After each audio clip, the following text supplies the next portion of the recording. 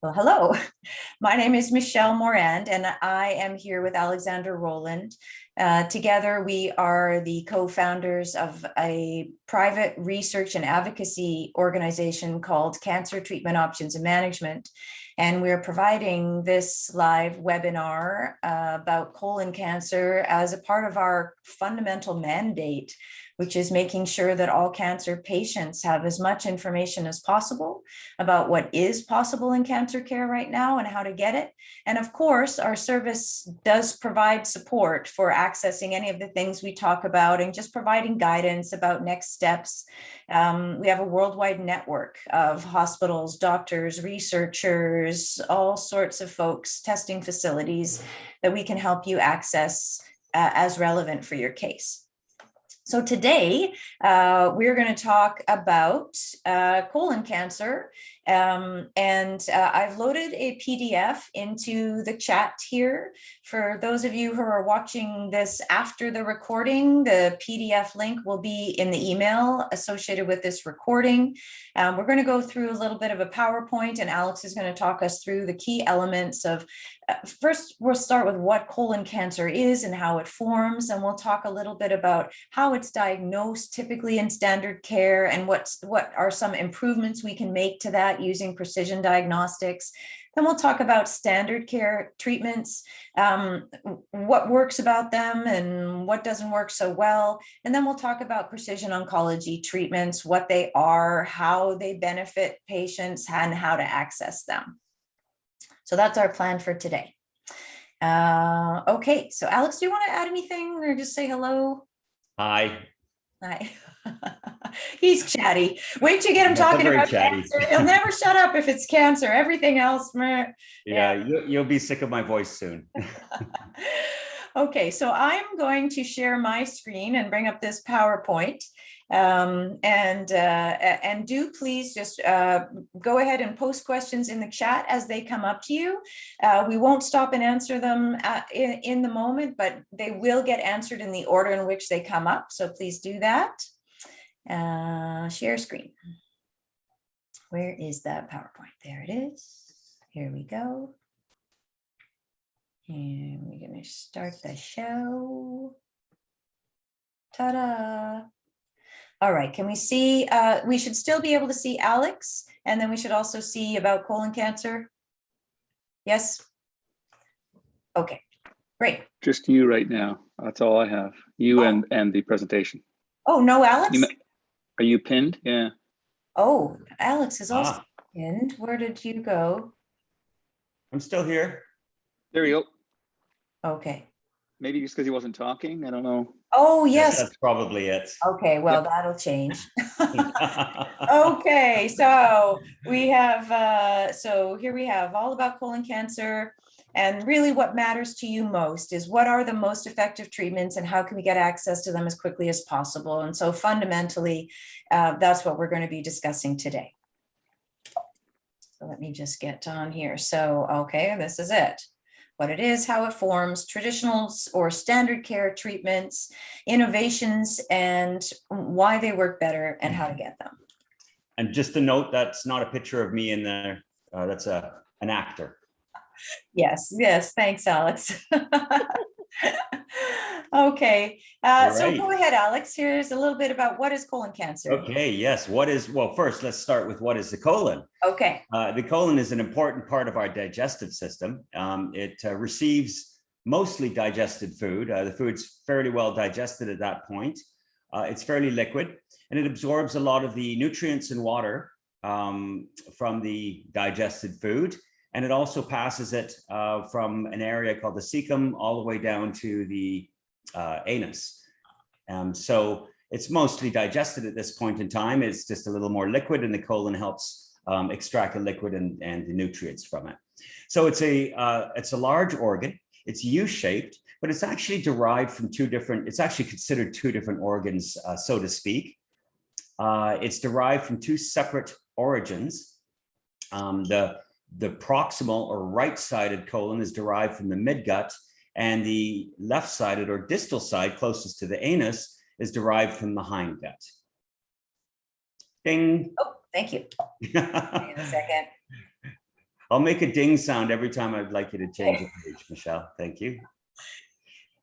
Okay, so the terms proximal and distal is also referred to as right and left, and it's all relative to the distance from the stomach. So closest to the stomach is called the proximal, and then the furthest from the stomach, which is closest to the anus, is the distal. And so that's referred to as right and left, respectively. So the important thing is as I mentioned, the organs are very different. It's the same colon, but because it's derived from different cells, it's going to have a slightly different overall metabolic features when it comes to cancer. So a lot of people consider these two tumors, or they consider colon cancer as one disease. It actually needs to be considered two separate diseases based on the location of it. And so it's like real estate. Location is really the important thing. It's the same with colon cancer.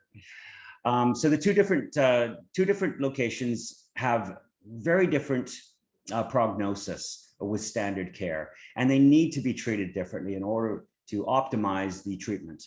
So tumors that occur on the right side usually have a fairly, a worse prognosis and tend to not respond well to treatment or chemotherapy or other standard treatments compared to tumors on the left side. Ding. So there's a few different reasons. One of the main reasons is the food, when it passes through the proximal side, closest to the stomach, it's much more liquid. It hasn't had all the water removed yet. And therefore, you can have a tumor there, not really notice it until it's really big. That's one of the problems is people with right-sided colon cancers tend to get diagnosed at a much later stage than people with left-sided colon cancers.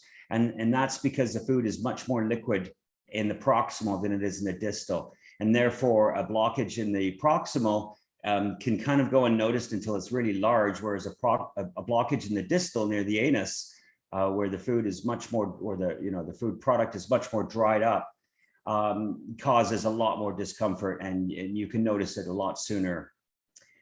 And then additionally, there's a type of bacteria that lives in the proximal, but not in the distal. It's called Fusobacterium nucleatum, or F. nucleatum.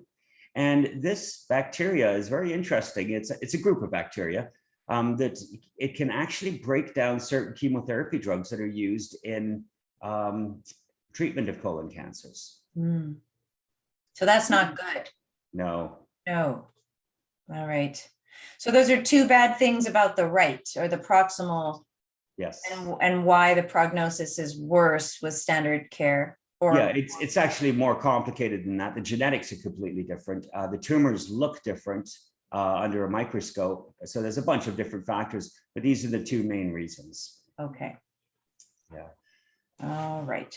So I just made one slide that kind of names these things, not just so we could touch on them. In the booklet, there's a bit more detail about each of these, but I figured for today, Alex could just kind of talk us through it. Yes, and first off, I'd like to thank Michelle for making this PowerPoint presentation and the PDF booklet. She did that all by herself, and I think she just did an amazing job. Thank you. Fantastic. Yes. Thank you. Wonderful job.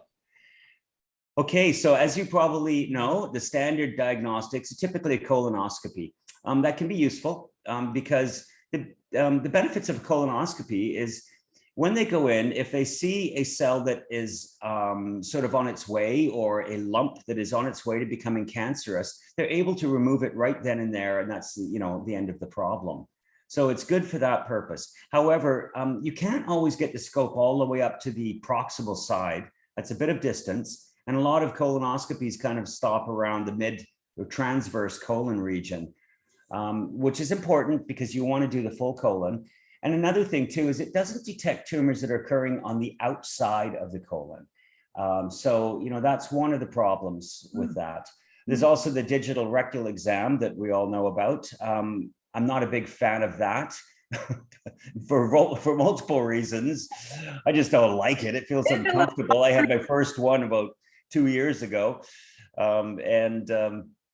and it's just, it's not that active. It's more for, it's not that beneficial. It's just for the local region around the anus. And it's more for looking at prostate cancers than actual colon cancers, unless there is some blockage around the anus. And then you can do the CBC, the blood counts and so on to see if there's any blood markers out of, off. There's also tumor marker testing, which typically doesn't show up, CD19 and so on, and CEA typically doesn't show up until the disease is advanced. And then in a lot of cancers, they don't, some cancers don't even express these tumor markers. So they're not a reliable way of determining if you have cancer or not. Liver function tests, if there's something wrong with your liver, it's a good sign that you have metastasis or some sort of problem with your liver. CT scan is good, MRI scan. Biopsy is for identifying the sample. Once you've identified the actual tumor itself, then that's going to be something that you need to have to determine a bunch of different features, like, is it actually colon cancer? What type of colon cancer it is? Is it a squamous or adenocarcinoma? And then most importantly, there's something called, it's genetic testing. It's called BRAF, RAS, and PIK3CA testing. And those tests are being done more and more. They're sort of the new standard, but they don't always get done in time for treatment. And that's a bit of a problem. I noticed, Michelle, you didn't include PET CT because that's not standard care. Hang on, we're getting there. That's not standard care. Yes. Da, da, da, da, da, da. Oh, beautiful. Yeah. Beautiful. There we go. So PET CT really is a great innovation in cancer. It's really the only scan that can detect cancers and tell you that something is a cancer. The way PET CT works is they inject a radioactive isotope that's attached to a sugar. Now, there's been a lot of development in PET CTs. So there's many different radioactive targets, and different isotopes are being used. But the specific one, the FDG, is a sugar attached to a radioactive isotope. They inject it into you. And because cancer cells are constantly growing and are highly metabolically active, they will take up a lot more of this radioactive sugar solution than the surrounding area. So the important thing with PET CT is it tells you whether a lump that is seen on imaging is actually active and growing fast or not. And so that's important because it can tell you whether it's a benign lump or an actual tumor. And you want to know that. It also tells you how aggressive the tumor is, if it is a tumor, by the amount of the sugar that it drinks up. And that's referred to as the SUV, the serum uptake value. And the more of that, the more of this radioactive isotope and sugar that the tumor drinks up, the more aggressive it is and the more likely it is to metastasize and grow. So we've seen patients told that they are cancer-free, and a PET CT scan shows that those lumps are actually cancerous. And we've also seen patients who were treated and in their 5th and 6th round of chemo who never had cancer in the first place because the oncologists were targeting a benign lump that they thought was a tumor. So PET CT is really important for anyone with cancer, and very important. And it's a real-time identification of cancer. Whereas if you're using a CT scan or any of the other scans, because they just give you the shape and the size of the lump, what doctors typically do is they'll take one CT scan or an X-ray scan or some sort of MRI scan. They'll measure the size of the lumps, and then they'll do it again, 4, 5, 6 months later, and use that size change to determine whether it's cancerous or not, which is a really terrible way of determining if something's cancerous, because they're basically using you as a living petri dish. And you don't want to be having something growing inside of you like that. And you don't want to be waiting that long when you can find out right away if something's cancerous or not with one simple scan. So really, PET CT is very important. Mm-hmm. I just want to draw people's attention to this little statistic I added at the bottom here. Mm-hmm. My Alex is the research scientist, cancer expert. My background is in counseling and and creating educational courses and materials that help, get challenging information to make a little more sense. And as part of this journey, this last 11 years working with Alex in the field of cancer care, I've done a lot of research, learned a lot of things. And one of the things that I came across actually in preparing for this series of webinars was a study from 2016 from the World Health Organization. That is the most current data we have from a global perspective. It's not an annual thing. But because Canada specifically has resisted the use of PET CT and we'll say proper, for want of a better term, genetic testing, like more thorough genetic testing, we are listed out of 28 countries that have public healthcare programs as 23rd.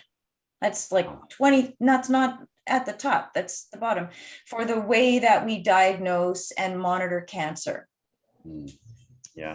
And so Michelle, do you have an idea of how many PET CT machines are in Canada? Right now in Canada, well, in the public healthcare system, there are about 35, and Okay. they are predominantly used for anything but cancer, actually. Yeah. Monitoring heart problems, things like that. The US, in contrast, has thousands of PET CT machines. Yeah, I mean, they're up in the 7,000 range, aren't they? No, it's more like 3,500, but they use them as part of standard diagnostics, as do countries like the UK and Germany and Australia, and well, 22 others, pretty much, that were surveyed. So all this is to say, in this one piece alone, just starting with proper diagnostics, we're already seeing a great difference in what can be accomplished with more precise imaging than what is used in standard care. So I just want to. I do remember that that red note that you said. PET CT leads oncologists to modify their treatment plans 80% of the time. Now, I remember that because I believe it was BC Cancer that posted that when they were building their second PET CT machine. Yes. They posted that in the Vancouver Sun. Yeah. And they said, when a patient gets a private PET CT, it changes their treatment it was actually 87% or 87.5% of the time, which is really incredible. So in other words, they're only getting it right 13% of the time. That's right. So PET CT, most important thing if you have a cancer diagnosis. Yes. And may I say, everything we recommend, I mean, we do offer some testing here, but we're not, we don't get kickbacks. This is unbiased information. I just want you to know that. We don't run a PET CT facility. We just really want you to get the very best possible care. And of course, that starts with making sure your diagnosis is as thorough and accurate as possible. So, yes, it would be a little difficult to have a PET CT clinic in the back bedroom. It would be, yeah. So standard treatment for colon cancer typically begins with surgery. Sometimes they will do preoperative chemotherapy or radiation therapy to shrink the tumors if it's too big and they think there's going to be complications with the surgery. Then after surgery, typically you get what's called FOLFOX. And that's a specific combination of drugs, 5-fluorouracil, which is basically a derivative of mustard gas, leucovorin, and that helps the 5-fluorouracil become absorbed in the body. And then a drug called oxaliplatin, which is a platinum compound chemotherapy drug made out of platinum, which is the thing that you find in catalytic converters of cars.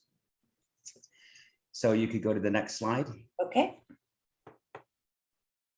And then also there's another protocol called CAPOX, which uses capecitabine instead of 5-fluorouracil. The drug's also known as Xeloda, and that's spelled with an X. It's a oral formulation. It's called a prodrug. And basically what it is it's a form of 5-fluorouracil that has a coating that prevents it from being broken down until it passes the liver. And then it becomes active, and that way it doesn't damage your digestive system as you're taking the pill orally. So it's an oral formulation of it called a prodrug. And then once tumors recur after FOLFOX, the standard care is a irinotecan. And so that's evolving, it's called FOLFIRI. It's actually adding this drug, irinotecan, to the protocol. But can I, just to be clear, these are all Yeah. just different types of chemotherapy. Yes, yes. Okay, can you go to the next slide? I can. So I just thought here was a good point. Sorry to interrupt you, Alex. I thought it would be good before we start talking about targeted therapies, whether in standard or precision oncology, for you to tell us a bit more about what a targeted therapy is. yeah, by all means. And there are 2 targeted therapies being used in colon cancer right now, although they're not used as much as they should be, and in the same manner they should be. So targeted therapy is a drug that targets a specific mutation in your DNA. So it's a genetic feature of your cancer. So cancer is a disease of the genes. We have roughly 25,000 or so different genes in our body. And the genes have many different functions. They basically are the plans that make up our bodies. And what happens in cancer is the genes that control the growth and development of the cells, both the gas that cause, you can think of it as a gas pedal and a brake pedal, the genes that turn on the cells and cause it to copy and reproduce in order to fix damaged tissue, they get damaged and they get turned on permanently. And then the brakes that would prevent a cell from rapidly reproducing, called tumor suppressor genes, get damaged too. So together, those are called oncogenes, and oncogenes cause cancer, and tumor suppressor genes prevent cancer or stop it from happening if it does happen. And so you get a combination of mutations in various oncogenes and a combination of mutations in various tumor suppressor genes. And together, what that does is it causes a small group of cells in a certain part of the body to grow uncontrollably, and those cells can live anywhere else in the body and move around. And that's basically what cancer is. So the mutations that happen in these genes and the genes that happen, there's both a combination of mutations that are common to certain cancers, and then there's also mutations that are unique to every individual. So a targeted therapy will target a specific mutation that occurs in a specific gene. Thank you. And so the beauty of targeted therapies is they don't have the same side effects as standard chemotherapy. Standard chemotherapy works by basically interfering with any cell that happens to be growing and reproducing while the drug is in your body. So chemotherapy drugs don't last very long. They're usually injected or they're taken orally, but they don't last in your body in an active form for very long, because if they did, they'd kill you. Basically what they do is they kill any cell that happens to be copying and growing, whether it's a cancer cell or a normal cell. And typically cancer cells are growing 24 hours a day, 7 days a week, whereas our normal cells may only grow in little short bursts here and there, just to replace damaged tissue as we age and grow. So the beauty of targeted therapies is they have far fewer side effects, and they target the actual stem cells, and that's the goal of it. Cancer is a disease of the stem cells that cause certain cancers, or unique certain stem cells that cause certain tissues to grow uncontrollably. These targeted therapies are able to affect them, and chemotherapy drugs don't affect the stem cells. So that's something to consider. However, in order to determine which one of these targeted therapies is going to be best for someone, you have to do genetic testing. And when I say genetic testing, I mean tumor DNA testing. And that's a process where they isolate the tumor cells from a biopsy, and then they look at the mutations that are unique to the tumor and not in your normal cells. So in other words, these mutations have caused your normal cells to turn into tumor cells. Okay. So in standard treatment,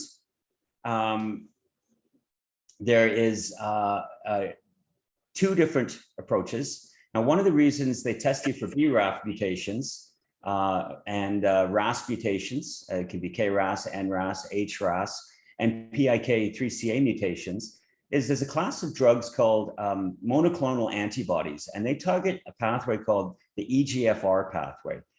So typically the EGFR pathway is overexpressed in colon cancers and many other cancers.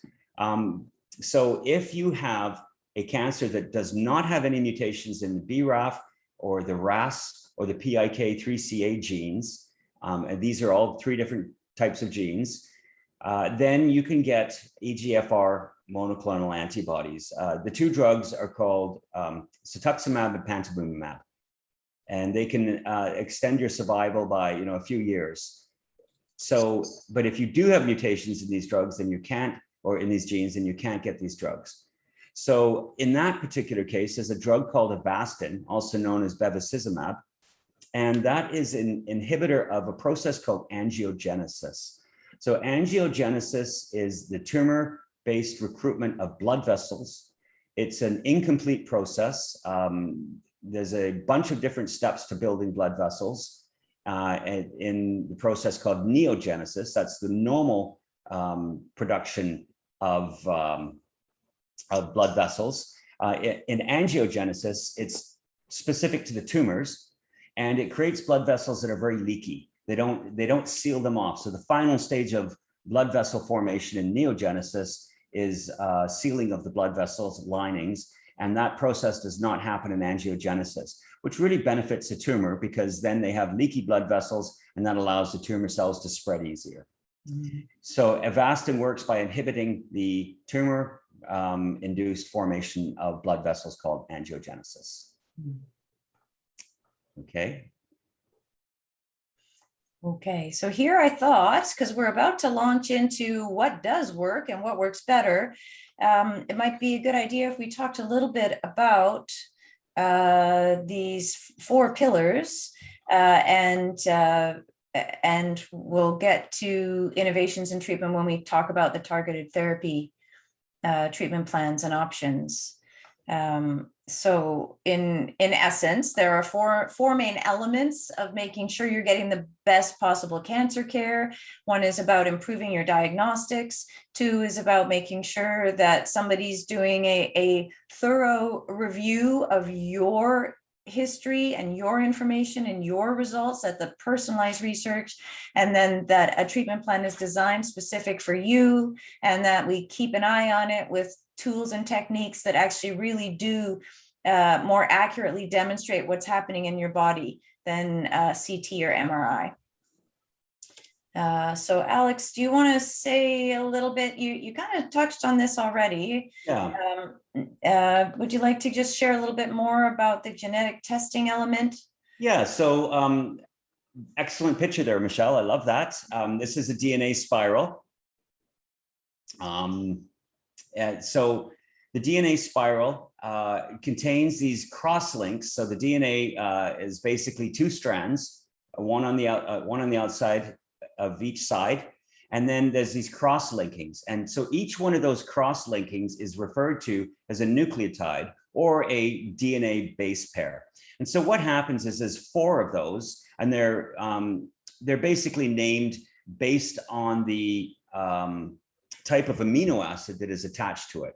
And so you have what we call the G for guanine, the C for cytosine, the T for thymine, and the A for adenine. And so it's the order of these A, G's, C's, and T's that decide what the gene product looks like. So a mutation, could you go back, please? Sorry, I didn't mean to do that.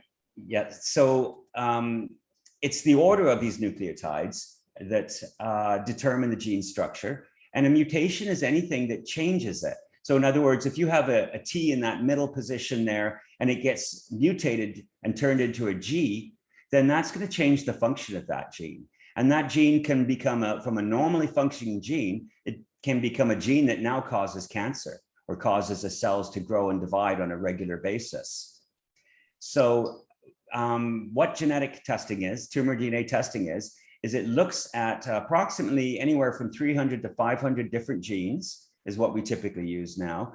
And it looks at each one of these individual base pairs and determines whether they've been mutated and changed or not in your cancer cells. And so what's important with tumor DNA testing is that even one base pair change can radically change how that gene functions. So it's really important to know that. So in order, you may think, okay, well, that's not a big deal, just do some simple genetic testing, but the amount of possible mutations that can occur is staggering. If you think, I like to use astronomy as an example. I mean, we look up into the sky and we see a little tiny dot, and that could be billions of planets and stars, that one little dot. Genetics is much more complicated than that. Just for example, your standard gene can be anywhere from 10,000 to as big as 230,000 of these little base pairs. That's a lot. So if you have even 150 base pairs, in order to determine how many different possible mutations can occur in even 150 base pairs, you would take the number of nucleotides that can possibly occur at that one position, and that would be 4, and then you'd put it by the power of 150. And so even just 150 nucleotides, which is a tiny, tiny little portion of even a smallest gene, that number, 4 by the power of 150, gives you a number that is larger than all of the atoms in the known universe. I mean, that's a staggering number of atoms. I mean, just on the planet, the number of atoms is huge, but all of the atoms in the known universe, just in a tiny portion of a piece of DNA of a gene. So bring this back to us. How does this affect us if we have cancer? So if you have cancer, it's going to tell you that every person's cancer is 100% unique to them. No two people on this planet have the same cancer. Because it's based on those mutations. Because everyone has their own set of unique mutations. Yeah. And the chances of two people on this planet having the same genetic mutations together is unheard of, even in identical twins. So back to talking about the genetic testing, there's 3 different types here. Would you like to tell us, you've told us a little bit about tumor DNA testing. If you feel like recapping that, please do, but tell us more about these other 2. So so tumor DNA testing has been around since about 2005, when we first did the Human Genome Project. The goal then, I remember, because it was a big deal, is like, wow, I can't wait until we can do one genome for $1 million, then things will really change. Now you can actually do tumor DNA testing for anywhere from $5,000 to $10,000. I mean, it can be as high as 30,000, depending on how many genes you look at. But there's many commercial tests available. Michelle, how many tumor DNA sequencing companies are out there right now? Do you know? Well, I don't know about companies, but I know that the most current statistic I saw for a couple months ago says that there are 7,000 different types of genetic tests right now. Wow. All specific to cancer, but many are. Wow, that's just incredible. Yeah, it's a lot. So tumor DNA sequencing, very important for anyone with cancer. There's also a new test that's just been, we've had it in the lab, we've had it in research for many years, but now it's become cheap enough that we can actually do it for patients. And it's called RNA expression testing. And so RNA is the intermediate between a gene and a protein. It's a way of measuring how much of that gene is being produced. So when a gene gets turned on, it gets turned on briefly, it creates an accumulation of a protein product, and then that gene gets turned off. RNA expression testing allows us to determine how much of that gene is produced. So not all cancers are caused by genetic mutations. Yes, they are, but they're genetic mutations in genes that control the expression of the genes. So, it gets very complicated. So rather than having the gene mutated, some cancers have what we call epigenetic changes. And those epigenetic changes are changes in how much of that gene is produced. So the DNA in all of our cells is the same in every single cell. It's not exactly the same because there's a lot of stochastic processes going on, but theoretically, in a general term, it's the same. The way we produce different tissues and the way we are able to become a multicellular organ is that in some tissues, certain genes are turned on, and then other tissues are not turned on. So we actually have the DNA to grow wings in our body, but it's just not turned on. It's turned on in a bird, but not in us. So epigenetic testing, or epigenetics, is the process of turning on these genes and turning off these genes in different cells. So what happens in cancer is certain genes get turned on and turned off at different levels. And RNA expression testing is a way of testing for that and seeing what genes your cancer is over or under expressing compared to your normal tissues. So the test we like to use is an RNA expression test. It looks at 20,000 different genes in your tumor. And it says these genes are overexpressed and these genes are underexpressed, and compared to your normal cells. And it compares it to 2 types of normal tissues. So it's an amazing new tool. And then it uses an artificial intelligence platform to match those overexpressed drugs or overexpressed genes with certain drugs. So there's also inherited mutational testing, which is probably what most people understand as genetic testing. And it basically just looks at genes that are potentially inherited. And so typically you're not going to look at more than about 100, 150 genes that we typically follow. Cancers that are caused by inherited mutations do not occur as often as we used to think. I think it's about 5 to maybe 10% of people with cancer have it inherited. Most of the cancers are what we call sporadic or somatic. In other words, these mutations happen over our lifetime in a certain group of cells based on exposure to radiation, even oxygen. Oxygen is a horrible thing for mutating DNA. Smoking, any sort of carcinogen exposure. A carcinogen is anything that mutates DNA and changes the structure of a gene. Okay. Yeah, thank you. So I just wanted to go over what personalized research means. So if we think about each of you have probably had some experience either as a patient yourself or as an advocate trying to work with your oncologist or radiologist or surgeon, trying to get some time with them to be able to ask some questions and trying to get a sense of confidence that you're being treated as an individual and not just a body or a number. And a lot of times we hear that's a big challenge, and there's lots of reasons for that. The numbers of patients doctors are expected to see is just so high, and the amount of time they actually have to spend with you is so low. So it's difficult for them to be really thorough, but of course it matters that they're thorough.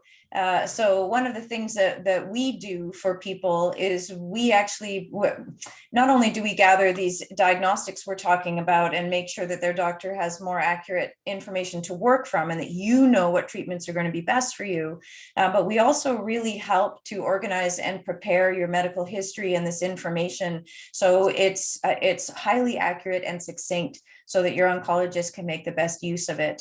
And I just wanted to put a little list here for you to just have a glance at it, the things that are important to make sure are happening in terms of whoever's looking out for you.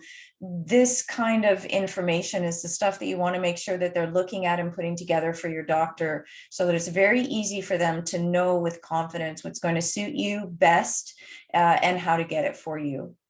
And this is also, again, in that PDF, so you don't have to write it all down.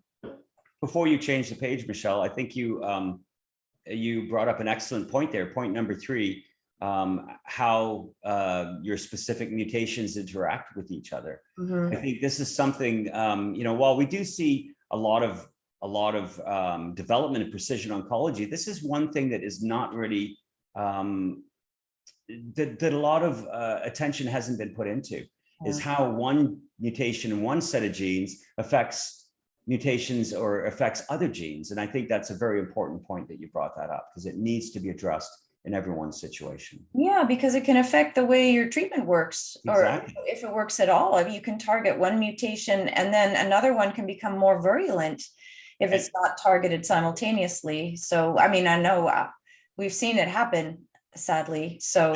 And I think an excellent example of that is how mutations in KRAS and PIK and other genes like that can affect drugs that target EGFR and inhibitors, Right. EGFR mutations. Right. Or is that partly what we were talking earlier about how they test for BRAF, because Yes. that might affect the, how, is that what you're referring to there? Yes. So just to recap on that, standard colorectal cancer treatments require that you have a PIK test, a RAS test, and a BRAF test, because if you have mutations in those genes, then you can't get the EGFR monoclonal antibodies. And EGFR monoclonal antibodies are targeted drugs that target EGFR overexpression in colon cancer. Mm-hmm. So that's the belief is those won't work for you if you have those mutations. Yeah, we're going to talk more about that. Oh, right, of course. We're going to talk more about how to get around that shortly when we get will, yes. Mm-hmm. Yes. Okay, so here I'll just let you roll here, Alex, and wait for the ding. We're going to talk about, I think, 9 or so different innovations in treatment. So go ahead, Alex. Yeah, and there's more than that. We're really just giving you a brief overview. And unfortunately, just based on the time that we've been given here, there's just not enough to cover everything, but we're covering the basics that apply to the most amount of people. And I think that's kind of the best way to look at it. Okay. So as we mentioned, the standard treatment is FOLFOX and then followed by FOLFIRI. However, in some people that doesn't necessarily work very well. For example, people with right-sided or proximal colon cancers, or even people with certain genetic mutations such as BRAF. If you do have a BRAF mutation, or you're not going to respond very well to treatment of the standard care. It's not going to work at all. In fact, the survival of FOLFOX and FOLFIRI in BRAF mutated colon cancers is dismal. And the same with other mutations. So the genetics of the tumors really define how well you respond to FOLFOX and FOLFIRI. And on top of that, the prognostic features such as the side that your tumor is located on, and what stage you're at and how aggressive the actual tumors are. So in order to reestablish that and come up with a better new standard, there was a great study called the Tribes 1 and 2. And it's interesting that they started so long ago, and we're just getting, we're just aware of the data now, but this is really what it takes, it takes this period of time to really test something and find out how well it works when you're dealing with chemotherapy like this.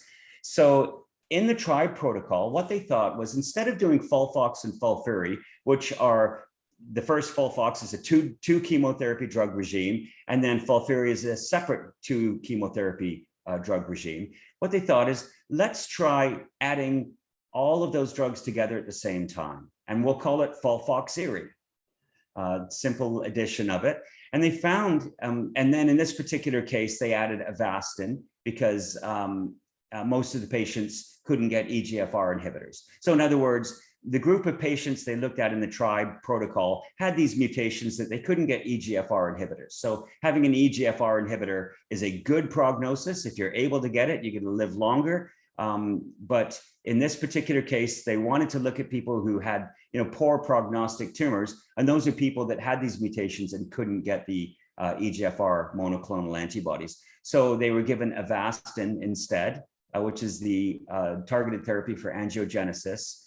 And they found out that if you give patients with poor prognostic features and right-sided tumors, if you give them FOLFOXIRI for their first run, FOLFOXIRI plus Avastin for their first run, and then when the tumors come back, you do the exact same thing again, the patients live much longer than FOLFOX plus FOLFIRI. So a simple change in when you get these chemotherapy drugs made a huge difference. Now, we've been having a heck of a time trying to convince Canadian oncologists to do this.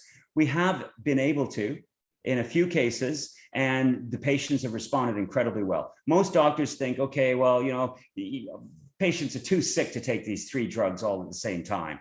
But what we know now is that the modified version of FOLFOXIRI is what's being used. is you get less of each drug, but you get 3 drugs at the same time, or it's 4 drugs at the same time, 4 chemotherapy drugs, but it's at reduced dose, and it has the same effect as the full dose. So the modified version with the lower dose is just as good. And this is a theme that we're seeing with a lot of chemotherapy protocols. In a lot of cases, the chemotherapy is prescribed at a dose that is higher than it needs to be, and you can get the same benefit from a lower dose. So this modified version also works very well for pancreatic cancers too. So let's move on. So, and additionally, since then, they've also used the FOLFIRI in patients with without BRAF mutations. In other words, patients that can have EGFR monoclonal antibodies, they can add that to this FOLFOXIRI, and it works even better than just the FOLFOX plus EGFR inhibitor or FOLFIRI plus EGFR inhibitor. Okay, so now we're going to move on to patients with BRAF mutations. So I'm sure some people here have BRAF mutations, and they've been probably provided with the standard treatment and told that they have a dismal prognosis. Well, that's not true anymore. There's a new study that came out a few years ago, and this was, I mentioned the Beacon trial because it was the first one that started out this, this triplet combination. So the Beacon trial combined a BRAF inhibitor, and I believe it originally started with a different BRAF inhibitor, if I recall correctly, I'm not sure. And then it combined another drug called a MEK inhibitor, and then it also combined an EGFR inhibitor. And so these 3 drugs together worked very well for patients with BRAF mutated cancer. Recently, they found out that you don't actually need the MEK inhibitor, the middle drug, because the drug encorafenib actually inhibits MEK4. In fact, they found that the BRAF inhibitor encorafenib has a bunch of different targets than they originally thought it did, including CRAF. It inhibits mutated forms of BRAF and wild type forms of BRAF that are overexpressed. It inhibits ARAF, CCND1, it even inhibits target in the MAP kinase. So the new Beacon protocol is now just a doublet. It's just the encorafenib plus cetuximab, and it works just as well as the triplet form. More importantly, this Beacon protocol has really developed further, and now there's a multitude of different combinations of these sort of drugs based on the triplet protocol of the Beacon trial, and for BRAF mutated patients. A recent one was combining irinotecan, cetuximab, and a different BRAF inhibitor called vemurafenib. And there's another BRAF inhibitor called dabrafenib. So there's a multitude of different BRAF inhibitors, and they're using them with all different sorts of combinations. And the whole point of this is the Beacon trial showed that by combining multiple targeted therapies, you're able to override the inhibitions and provide much better prognosis to patients with poor prognostic features in their colon cancer. In fact, even the TRIBE protocol for BRAF mutated, they found with the TRIBE protocol that I believe the survival rate as a second or as a first line was 19 months compared to FOLFIRI plus bevacizumab that was only 10 months. So almost a doubling of the average survival time by using a different combination of protocol. Okay, next slide. Oh, there we are. Sorry, I didn't see it. So there's also, so Michelle, did we skip a slide here? Nope. Okay, sorry, my mistake. Sorry, I had myself muted because my dog is snoring. But no, perhaps there should be something in there, but this is it. That's great. Yeah, I just wanted to add on to that. And I could talk about the triplet protocols for hours, but let's just stop with that. Well, there may be questions as people share a little bit about their personal cases where you get a chance to do that, I'm sure. Okay. So another approach is looking at colon cancers based on their mutation scores. And there's a couple of different mutation scores that we can look at. One of them is called microsatellite instability. Microsatellites are little pieces of DNA. They're repeats that are located throughout the genome, and they're originally discovered and used in forensics and in paternity. So you can match people from the same family by their microsatellites. They have certain microsatellites that will match. In everyone who is unrelated, the microsatellites are different. So you can use these microsatellites to match people, and that's where they're first discovered. What we now know is there's a circumstance where people have a lot of variation in their microsatellites, and they become unstable. And these are referred to as MSI high. And so MSI high is a test that is often included with tumor DNA sequencing. And if you have MSI high, it means a class of drugs called PD-1 inhibitors, immune therapy, can be somewhat beneficial. And regardless of the type of cancer you have, if you have MSI high, PD-1 inhibitors can be very beneficial. We were the first to use PD-1 inhibitors in Canada. We've had some amazing results from them.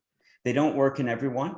We've spent a lot of time trying to determine the molecular features that determine whether a PD-1 inhibitor will work in somebody, because if a PD-1 inhibitor works, then that person has a chance of what we call durable long-term remission. So in other words, a certain percentage of people that take PD-1 inhibitors will basically, their tumors will go away and never come back. And we have a variety of different patients that's happened to. Patients that were on death's door that had literally months to live. They got the PD-1 inhibitor, that all their tumors disappeared and have not come back in the last 5 to 7 years. So if you do have MSI high, then it's kind of like winning the lottery. There's also another condition called called TMB, which we're going to get onto now. And it's a similar thing. Often when you have MSI high, you also have TMB. TMB refers to the amount of mutations you have per 1 million base pairs of DNA. If you remember, the base pairs are those separate little connecting molecules in the DNA strand. So if you have more than 10 of these mutations per million base pairs of DNA, based on what's called the Foundation 1 tumor DNA sequencing test, then you have high tumor mutation burden, and these PD-1 inhibitors, these immune therapy drugs will work for you. The higher your tumor mutation burden, the better these drugs are going to work. So it's important that you know that both of these tests, MSI high and tumor mutation burden, are included with most tumor DNA sequencing tests. Okay, so immunotherapy. So as we just mentioned, if you have high tumor mutation burden or MSI high, then these drugs can work for you. However, most patients don't have this. Most colon cancer patients don't have this. In fact, we call this winning the lottery because it's only in about 3 to 5% of patients with cancer. In fact, the FDA has approved PD-1 inhibitors for anyone with any type of cancer that happens to have high tumor mutation burden. And so it really is a lottery. And it's the reason to get tumor DNA sequencing, because you just never know if you're going to win. And we had a patient win just last week, and it was just I was so happy to talk to the patient and say, you know, a big part of your problems are over. You're going to be getting an exceptional response to PD-1 inhibitors. And so it's a great, very important thing to get tumor DNA sequencing. However, most people won't have that. And so what can you do then? Does it mean immune therapy is not going to benefit you? Well, actually, what we're starting to find out is that we can imitate the MSI high and the high tumor mutation burden features by combining certain targeted therapies or chemotherapy drugs with immune therapy. So one of these drugs is called regorafenib. Now, regorafenib is a targeted therapy that was designed quite a few years ago. It's approved for colon cancers that have failed all other chemotherapy. But the problem with regorafenib is it's what we call a dirty kinase inhibitor. Kinase inhibitor is just a type of targeted therapy. The reason we call regorafenib a dirty inhibitor is because it has so many targets that it causes a lot of side effects. And because of that, most patients can't tolerate the standard dose where it's beneficial. So regorafenib, in order to be beneficial by itself, has to be given at a fairly high dose, I believe 160 milligrams. And most patients just can't tolerate that. They get too sick from it because it targets so many different off-label things that it's not supposed to. However, when you combine this drug, regorafenib, with standard immune therapy in patients that don't have the MSI high or the high tumor mutation burden, patients can actually get a response to it. It's not, obviously not as good as if you had those features, but you can still get significant benefit even after all of your other treatments have stopped working. So there was a study that was done in Japan, I believe by Fukioka et al. And they found out that the majority of their patients, I think it was like a 36% response rate. In other words, out of 100 patients, late stage colorectal cancer patients that got this regorafenib plus a PD-1 inhibitor called nivolumab, 36% of those patients responded, which is really good for late stage colon cancer because typically they're just going to give you the same chemotherapy drugs over that didn't work the first time. However, if you could just go back briefly to that slide. However, there's been a few other studies since then, and a recent study done in the States did not find the same results. In the American study, they found that the patients didn't actually, the patients who had liver metastasis didn't really respond, and the patients that the patients that had liver metastasis didn't respond, and the ones that did got a response that wasn't as good as the Japanese study. So we did an analysis of that because we had a lot of oncologists saying, oh, that we heard that treatment doesn't work. That combination of regorafenib plus immune therapy doesn't work. There's a new study that shows it didn't work. So we compared the two studies. And what we found was they actually used different patients. The majority of the patients in the Japanese study had left-sided tumors, and the majority of the patients on the American study had right-sided tumors. And so, it was basically a slightly different disease. So what it's starting to look like now is that the immune therapy combinations, when you combine it with regorafenib or chemotherapy or other drugs, work much better in the rectal and distal, left-sided tumors than they do in the right side. And that's to be expected because really most things don't work very well in the right-sided tumors. And that's why focusing on right-sided tumors is a big part of our research too, looking into that. However, I will say that in that study, they found that the disease control rate was very good and similar in both studies. So the disease control rate is something based on what's called the RECIST criteria. The RECIST criteria is a way of determining how well a treatment worked. And it's broken down into 4 different, what we call responses. So in the RECIST criteria, you have what's called a complete response, and that's roughly where all of the tumors respond to the drug. You have a partial response where some of the tumors respond, but others don't. Then you have stable disease. And stable disease is the tumors don't shrink, but they don't grow either. And so that's an important consideration when you're dealing with the late stage cancer. Additionally, you have a negative response, which is referred to as progressive disease. And that's where the drugs don't work and the cancer keeps growing. So that's called the RECIST criteria. So what disease control rate is it's a combination of all 3 of the positive responses. So it combines the percentage of patients that got a complete response with the patients that got the partial response and with the patients that got the stable disease. And it gives you a number called the disease control rate. So in both studies, the disease control rate was really good. It was, at least 30, which is not bad for both studies. So it definitely does have some value in both sides, but we need to work more on that. For now, we're focusing it on left-sided tumors. So if you could go to the next slide, Michelle. So a recent study that just came out last week, which is really exciting.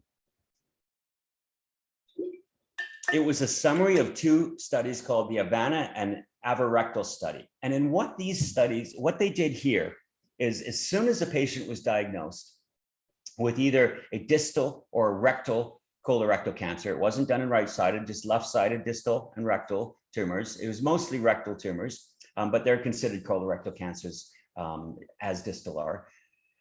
What they did was, prior to surgery, they gave these patients the PD-1 inhibitors, the immune therapy, and they combined it with chemotherapy and radiation.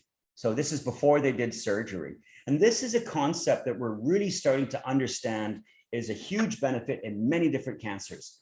So for some reason, the first tumor that occurs in a cancer, regardless of the type of cancer, it's called the primary. And we now know that the primary has these antigens on it that metastatic tumors lose. And so if you can give an immune therapy prior to surgery, then the immune system is able to build antibodies to that primary tumor and prevent the metastatic tumors from developing. So this neoadjuvant immune therapy combined with chemotherapy and radiation is really the path of the future. And in all of the cancers that we've looked at so far, we see a big difference, including gliomas, a deadly brain tumor. So these two trials were not surprising. And this is how things are going. The direction things are going in is immune therapy plus chemoradiation prior to surgery makes a huge difference. You have this window of opportunity. So this trial just came out last week. And what they found is that the major pathological responses, it means how many of these patients responded to these treatments prior to surgery, was 60% in the Havana trial and 67.5% in the avarectal trial. The two trials differed slightly by how they delivered the radiation, but apart from that, it was the same concept.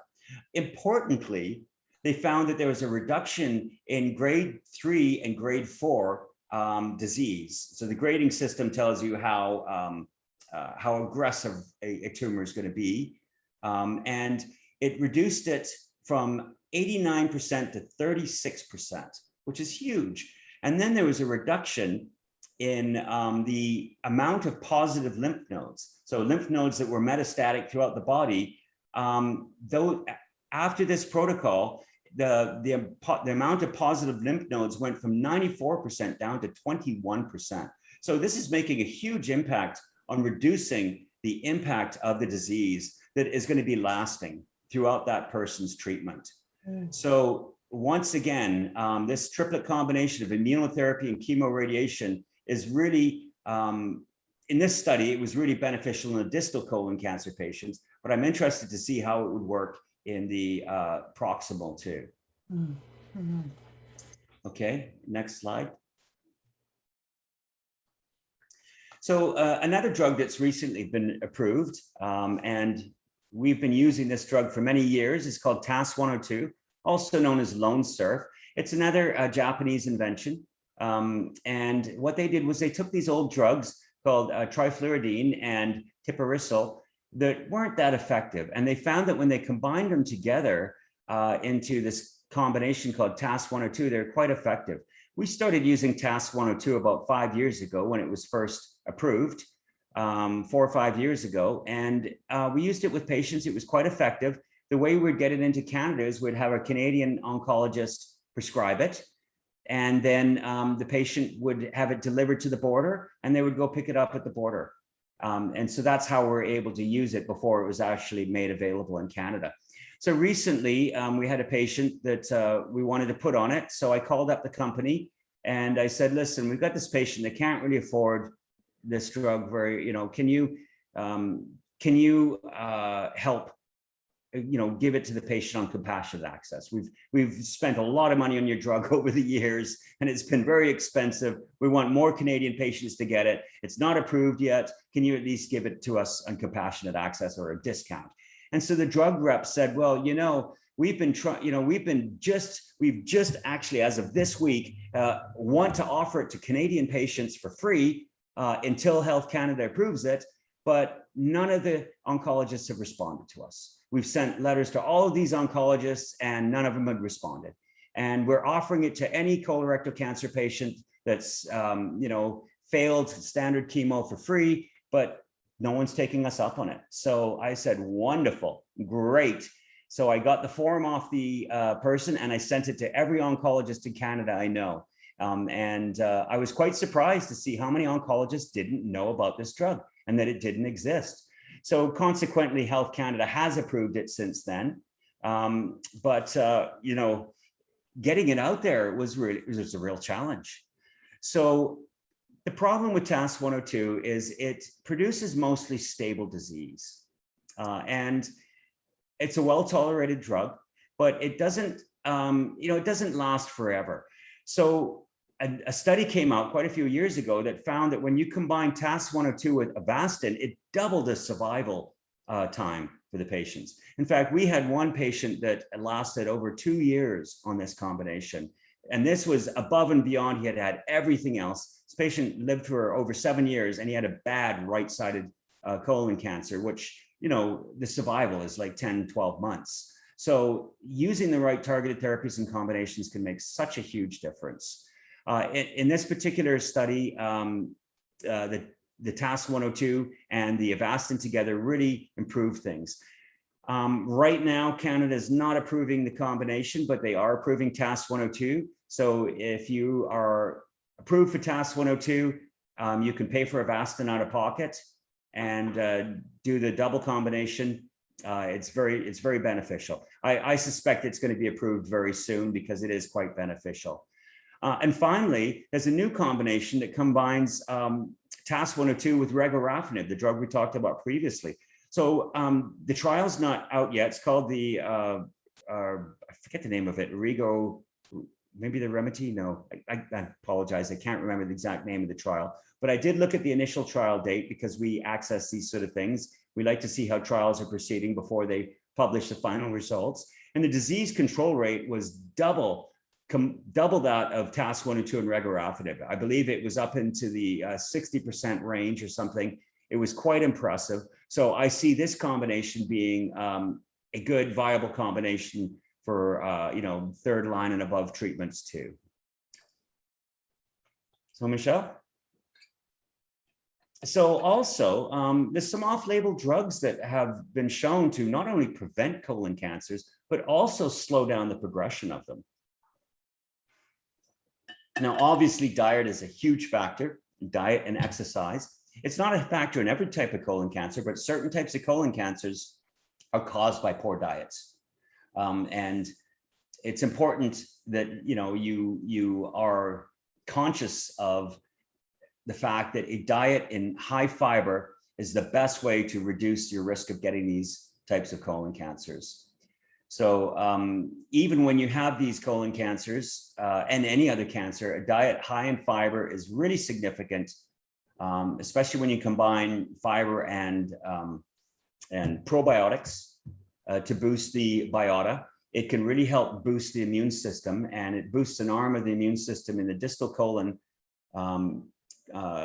called Municipala, as one of the bacteria. There's many of them, but this particular one lives on a scaffold of undigestible fiber, and it only lives in the distal colon, and it produces long and short chain fatty acids that not only protect the colon from cancer, but also initiate an arm of the immune system called gamma delta T cells, which are a unique type of immune cell that is typically only in a very small percentage of people. I think it's about 3 to 5% of people, gamma delta T cells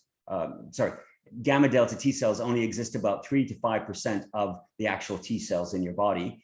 So when you have a high fiber diet with probiotics such as Greek yogurt, it actually creates a scaffolding and feeds these bacteria, and you can increase the percentage of these. And gamma delta T cells are unique T cells in that they specifically target tumors, unlike some other T cells that need to be activated against a specific antigen.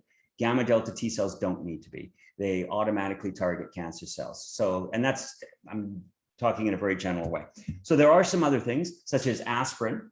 A daily baby aspirin can prevent and slow the risk of colon cancers and many other cancers. But not only that, it can also reduce the spread of colon cancers by about 5 to 7%. when you're taking it. So something to consider, taking a daily aspirin. You want to be careful and make sure it doesn't interfere with your other medications, of course. And you want to talk with your doctor or your pharmacist. Pharmacist is the best person for that. There's also a class of heart medications called ACE inhibitors. They also reduce colon cancers once you have them. And then statins as well. They can reduce it. And then also another class of heart medications called thiazidine diuretics. So these all reduce mortality, which is death in late stage colon cancers, and basically slow the disease down. Okay. Okay. So, and there's quite a few, right? There's Yeah, we could go on lots forever. of those. That was just a super short list. Yes. But we just really wanted to give you a sense. Oh, hang on a sec. What have I done? Hang on a second. You're on liquid biopsies. There we go. I was leaning on my little trackpad there. But there are many of these off-label drugs or supplements that have been shown to have good benefits. So there's hope there, especially as you're saying, if this one helps with 7% and this one helps with another percent. And I was interested to hear what you said about the gamma delta T cells and how, did you say taking a probiotic? Is that this? A probiotic such as Greek yogurt or kefir combined with undigestible fiber. Okay. Creates a supportive living environment for the bacteria called Municipala. Okay. And they're the ones that produce long and short chain fatty acids that can stimulate gamma delta T cells and protect the colon and have a bunch of other positive features against cancers. That sounds really like super simple thing you could add to your diet, a small amount each day, and could make a big difference. Michelle, your speaker's breaking up. It sounds like you have a fire. Oh. Yeah. Hello, testing. Better now? Yeah, that's better. Yeah. Yes. Okay. Undigestible fiber. What's that again? Which ones? So I would Google it. There's many different forms of it, but you're going to see it in grains, and it's the things that our bodies can't break down. Okay. And goodness knows there's probably 20 forms of supplement or something. Yeah. I would stick with the foods. Stick to the foods. Yeah. Okay. All right. So now we have, let's see slide. here. What do we got here? Oh, yes. Okay. So we were talking about the 4 pillars of precision oncology. The first being enhanced diagnostics like PET-CT, genetic testing. The second being personalized research, making sure everything is as thorough and accurate and as simplified as possible. The third, we've just run through, not an exhaustive list by any means, but kind of Alex's kind of top of mind options for treatment that are somewhat dependent on some of those precision diagnostics in order for you to know which one of those treatments is going to suit you best. Now we're talking about, okay, if I've gone to all this trouble of doing all this extra stuff to make sure I'm on the right treatment, how do I make sure my treatment is working as well as it should? And this is the 4th pillar of precision oncology, which is accurate treatment monitoring. PET-CT, we've already talked about, is one way of following. In the way that in standard care they use CT scan, which we've talked about, is 60-ish% accurate, but requires numerous scans for that 60% and only shows shapes and shadows. It doesn't tell you the biological activity and whether something is alive or dead, cancerous or not. So PET-CT, if your doctor is recommending CT scan, maybe see if they'll give you a PET-CT, and if not, there are numerous private clinics where you can get one. But in addition to that, I wanted to give you a chance, Alex, to talk about liquid biopsy for treatment monitoring. Yeah, so liquid biopsy is a relatively new tool. We have developed something called a exosome-based liquid biopsy. So exosomes are little packets of DNA and RNA and proteins that are released by tumor cells in order to create a metastatic environment elsewhere. So it's a metastatic process. And they release these mutations or this mutated DNA, and the mutated DNA can also get taken up by other cells and converted into tumor cells. So what liquid biopsy is, what an exosome-based liquid biopsy is that we take a mutation that we know is a driving mutation in your cancer, such as an early event mutation, in other words, a KRAS mutation or a BRAF mutation, that we know is something that happens in normal cells in order to transform into tumor cells. And we track that mutation in your blood as a relative marker for the amount of tumor cells or the amount of cancer that you have. So this is important because, as you know, the standard treatment protocol for determining whether treatment is working for you or not is to measure the size of the tumors, then to go back 4 months later. Well, you don't want to have to do that. You don't want to stay on a drug that's not working for 4 months, because by the time you find out it's not working, it's too late and it's spread all over the body. And then number two, if you're paying for that drug out of pocket, you could have spent, a lot of money. Some of these drugs are $10,000, $20,000 a month. So you don't want to do that. And you want to know if your treatment is working right away. So the best way to do that is by looking at the amount of tumor DNA that is the specific mutations to your cancer. And so that's what these liquid biopsies do. So let's say you're about to start this treatment and you're not sure if it's going to work. You're paying for the drug and you want to make sure it's working before you do months and months of it. What you do is you do this liquid biopsy. And let's say we're monitoring your KRAS mutation. And prior to treatment, your KRAS mutation is 8%. Then you do your treatment. 10 days later, we check you again, and it's down to 2%. Then we know your treatment's working. However, if the treatment or if the treatment's not working, then that percentage will stay at 8%, or it will go up. And then we know the treatment's not working and we need to try something else. So this is a really good tool for trying a bunch of different treatments and finding out what's going to work and what's not working. It's also good if you're in remission and you want to make sure that your tumor is not coming back.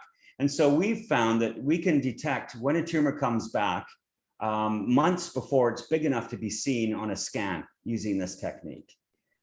It's a great tool and it's really changed how we treat cancers. So liquid biopsies monitoring is a great complement to standard therapy. More importantly, if you're getting immune therapy, there's a certain percentage of patients, about 30%, 25 to 30% of patients that get immune therapy get something called pseudo progression. That means fake progression. And basically what that means is that the immune cells will enter into the tumor and they'll start rapidly reproducing inside of the tumor. And what they'll do is they'll make the tumor look much bigger than it normally is. So immediately you'll see, these tumors looking bigger, but really it's the immune system killing the tumor from the inside out. And so it's a positive thing, but on a scan, it looks like a negative thing. And so, in the beginning of immune therapy, many doctors would take patients off treatment when those treatments are actually working. And then years later, the patients would come back and they would say, oh, I'm still alive. And the doctors would be, what? How your tumors were growing? How can you still be alive? So now we know that, patients have this problem. The issue is there's no way of determining if you're in pseudoprogression or not. They can't determine that except for waiting it out. There is one way, you'd think, that would be PET-CT. But with PET-CT, the immune cells also drink up the PET fluid. And so when you do a PET-CT of a tumor that's being attacked by the immune system, then it's going to look like it's hot. It's going to have a high SUV, just like a growing tumor will. So it's really hard to tell the difference between a tumor that's being attacked by the immune system and a tumor that's being attacked or that's growing. So the liquid biopsy solves that problem. It allows you to see the actual percentage of the tumor DNA, which is going to change. So if if the immune system is attacking a tumor from the inside out, then you're going to have a lot less of that tumor spreading its tumor DNA out through exosomes. And so you'll see that. So there's been cases where we've had patients where the doctors wanted to take them off the treatment. We've tested them for their KRAS or their, whatever mutation. And we've seen that the mutation was down to 0. And so we got back to the doctors and said, well, it looks like that patient's tumors are growing, but the reality is they're not, because they have a very low percentage of their tumor mutation in their blood. So it's a great tool for that purpose too. So it's a good complementary tool. So you can go into the next slide. Okay. I think this is just summarizing now, which we can do. just quickly, if you want, and then open it up for questions and for Sure. some of those live consults. Yes. Yeah. So just to remember, two distinct types of colon cancer, right and left. Genetics are very important. You must use precision oncology diagnostics, so tumor DNA testing and expression testing, RNA-seq expression testing, very important. And we haven't even discussed the benefits of off-label treatments. All we've done is discussed different combinations and different ways of using drugs that are already approved for colon cancers. There are also many drugs that are used in other cancers that may be beneficial. For example, we had a patient call us up recently, and they had what they call the POG program at BC Cancer. Since they worked at BC Cancer, this patient had colon cancer, and they hadn't responded. They had a really bad type of colon cancer. They hadn't responded to chemotherapy, so they basically stopped it and said, that's it. But they had the POG program, and the doctors were told that there was nothing found in the POG program. So the patient snuck a look onto the computer because the patients aren't allowed to see their access from the POG program. POG is a personalized oncogenomics program at BC Cancer. And the patient took a photograph of their genetic mutations and sent it to a cousin in China. And the cousin said, oh, you have an EGFR T790M mutation. So that's a mutation that commonly occurs in lung cancers. We see that often in non-small cell lung cancers. And there's a drug designed for that particular mutation that works incredibly well, but it's never been used in colon cancer. So this patient's cousin said, oh, I'm going to send you the drug from China here. So he sent him the drug from China, and the patient started taking it and got a phenomenal response from it. And so they called us up, and I was like, wow, and you're actually taking this drug without your doctor's approval and getting it across the border. And so as it so turns out, this patient was responding to it. So having a mutation means that you can potentially take a drug from a different type of cancer and get a good response for it, even if that drug has never been used in that type of cancer. And this is what we call off-label treatment. So off-label treatment is huge in this day and age, and many people do it. There's doctors that are very open to prescribing it. The only problem is you have to pay for the drugs yourself in most cases. Yeah, I did just want to say, you don't have to have a family member in China. No. Physicians are willing to prescribe these things if there's a proven mechanism. Yeah, exactly. Yeah, and that's why the genetic testing is so critical. Yeah, and this is a perfect example with the BRAF inhibitors in colon cancer. BRAF is a melanoma mutation. And the thought of it actually working, BRAF inhibitors in colon cancer prior to the initial study there was unheard of. The concept of, oh, you've got a BRAF mutation in colon cancer, it doesn't mean anything. That's only important in melanomas. Well, obviously not. Yeah. So really, it's the mutations that matter and not the type of cancer. Mm-hmm. I think that's really a fundamental point, is that for so long cancer has been diagnosed and talked about in relation to the location in the body where the primary tumor is found. And now we're just in this last decade, we're launching into a whole new approach that is based on genetics. And as Alex was saying before, my eyes kind of glaze over when he talks about 150 million base pairs and all that stuff. But the point is, it's a big number. There's so many possible mutations. And now we understand, okay, we need not to be focusing exclusively on the location, but on what's really driving this, because that's where the treatments are at. Pharmaceutical companies are designing new targeted therapies for mutations like an assembly line, because they are so beneficial to patients. Yeah, I mean, a perfect example, AML, acute myeloid leukemia. I mean, there was no developments in that cancer for 20 years, no developments. People had a horrendous prognosis. And then in a period of time over 2 years, there were 13 new targeted drugs approved by the FDA for AML. 13 in 2 years. Yeah, all thanks to the 20 with nothing. And what a difference that's made for people with AML. However, you have to have genetic testing in order to determine which one of those drugs is good for you. And you have to pay for that yourself. It's still not approved for AML. The testing, that is. The drugs are, but the testing isn't. Okay, oh, you had one last point there, Michelle. Did I? Yeah, so you Oh, skipped 2 too late slides. now. Yeah. You just tell us all about it then. Can you go back? Yeah. Genetic testing, what does that run roughly? Sorry? Genetic testing, what's the cost of that roughly? It really depends where you go. It can be anywhere from 5,000 to 30,000, depends on the test. We recommend a test in the $5,000 to $10,000 range. Okay. Yeah. Mhm. So we have a test that we offer for our patients, a research-based test, and it's around 5,000 to 6,000, depending on the cost of the DNA extractions. And the RNA expression test is about the same. Yes. So How are we doing with those slides, Michelle? I wasn't going to go back to it because it was just the Oh. last little bit, just summarizing what we've already discussed. Which Oh, I thought there was 2 slides missing. Nope. Okay.